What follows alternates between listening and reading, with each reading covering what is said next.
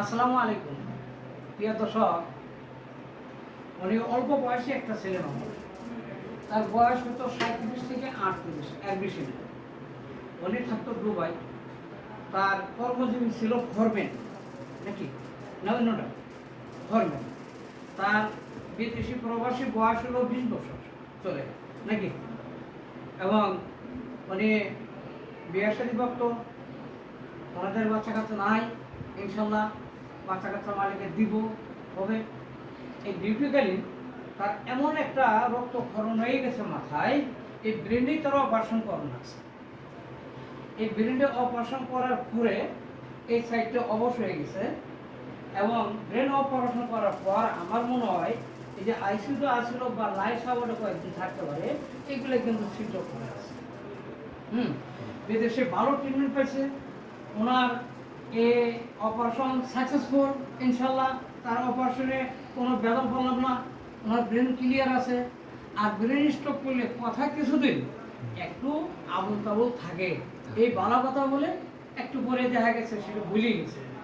জোয়ান মানুষ হোক আর বুড়ো মানুষ হোক আর বাচ্চা মানুষ হোক, স্ট্রোক কিন্তু স্ট্রোকই। হ্যাঁ, আমরা যে সাইডটা দিয়ে কথা বলি বাম সাইড, এই জায়গাটার ভিতরে ওনার রক্তক্ষরণ, এবং এই সাইডে তার অবশ। এরকম অবশ্যই আমার কাজের বয়স 30, কিন্তু এইভাবে পাইনি। হয়তো পেয়েছি এই সাইডে রক্তক্ষরণ হলে ডাইন সাইড অবশ হয়ে গেছে, ডাইন সাইড রক্তক্ষরণ হলে বাম সাইড অবশ হয়ে গেছে, কিন্তু ওনার দুর্মূলের কাছে কিন্তু বাম সাইড। যাক ইনশাল্লাহ ওই দেশে ট্রিটমেন্ট সাকসেসফুল, অপারেশন, হ্যাঁ, এবং তাদের দেশে দিয়ে দিছে পড়াইয়া। এই সাইডটা দুর্বল আছে, হয়তো আটানা ক্লিয়ার আছিল আর আটানাই দুর্বল। প্রথম যেদিন এলাম এই আটটাতে কোনো শক্তি পেলাম না, একবারে দুর্বল। তারপরে দিয়ে ওই দিন কাজ করে গেলাম, তারপরের দিন যখন কাজ করলাম ওই সময় দিকদান সামনের না। আর এরপরের দিন যখন কাজ করলাম ইনশাল্লাহ ওনার এই আটটা কিন্তু ওরে ভাই একটু আটটা উঠা করেন, আঙ্গুলকে ওই ফাঁকে করেন, আঙ্গুলকে ফাঁকে করেন, মুখ করেন, সোজা করেন। প্রিয় দর্শক দেখেন, আজকে আমার ওনার ফিজিওথেরাপি আমার কাজের বয়স হলো মাত্র 5 দিন। এই 5 দিনে ওনার আটটা এই পজিশন আছে। তো সবাই দোয়া করবেন ইনশাল্লাহ। অল্প বয়সী ছেলে, আল্লাহ তারা যেভাবে সুস্থতা থেকে আনতেছে, আল্লাহ যেন পরিপূর্ণভাবে সুস্থ করে সে যেন ছেলে মেয়ের বাবা হইতে পারে।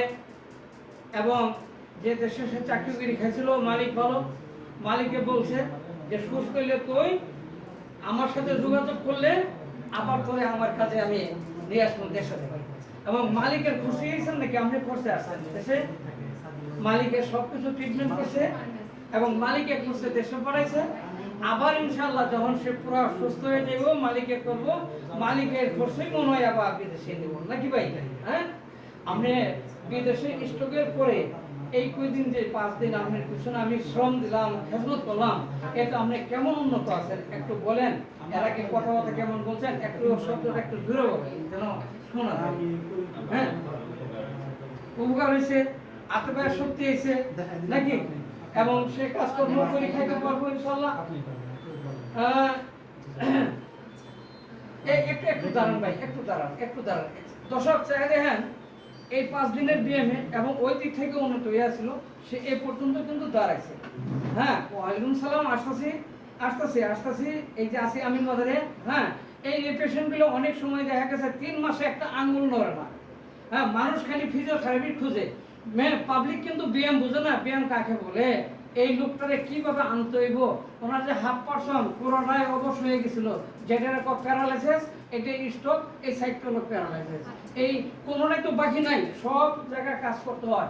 একটা চুল যদি না নড়ে ওই জায়গাটুকু দুর্বল থাকলো, পরবর্তী আবার এই জায়গাটা থেকে পরে আরেকটা স্ট্রোক করে। হ্যাঁ, স্ট্রোক কিন্তু একবারই করে, বারবার করে না। পুরা ট্রিটমেন্ট, মেডিসিন এবং ফিজিওথেরাপি ক্লিয়ার না করার কারণে আত্মা জমি যা, তারপরে রক্ত চলাচল বন্ধ হয়ে গেলে আবার স্ট্রোক করছে। আসলে আমার কাজের বয়সে একবারই স্ট্রোক পাইছি, বারবার স্ট্রোক করো না, স্ট্রোকটা জমাই রাখলে পরে পরবর্তী আবার দেখা যায়।